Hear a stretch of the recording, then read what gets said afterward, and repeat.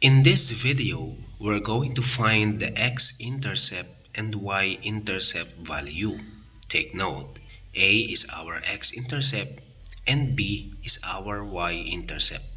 Example number 1, 2x plus 4y equals 12. First step, you're going to separate the x variable to y variable. 2x equate to 12, 2x equals 12. Divide both sides by numerical coefficient 2. Cancel 2. X equals 12 divided 2 is 6. Therefore, the value of x-intercept or A is 6. On the other hand, we have y variable. 4y equate to constant term 12. 4y equals 12. Divide both sides by 4. Cancel 4. Y equals 3. Therefore, the y-intercept or B value is 3. Example number 2, we have 4x minus 5y equals 10. Again, separate x variable to y variable. 4x equals 10. Divide both sides by 4. Cancel 4. X equals 10 divided by 4, the GCF is 2. 10 divided 2 is 5, 4 divided 2 is 2. Therefore, the x-intercept or A value is 5 over 2. Next, we have y variable, negative 5y. Please include the negative sign because that is very important. Negative 5y equals 10. Divide both sides by negative 5. Cancel negative 5, y equals 10 divided negative 5 is negative 2. Therefore, B or y-intercept is negative 2.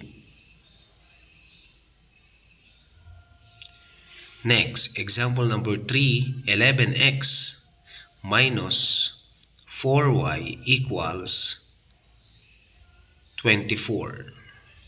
Again, separate x to y variable. 11x equals 24. Divide both sides by 11. Cancel 11. X equals 24 divided by 11. We can't divide it. Therefore, the final answer is 24 divided by 11 or 24 over 11. Next, we have in y variable negative 4y equate to 24. Negative 4y equals 24. Divide both sides by negative 4. Cancel negative 4. Y equals 24 divided by negative 4 is negative 6. B equals negative 6.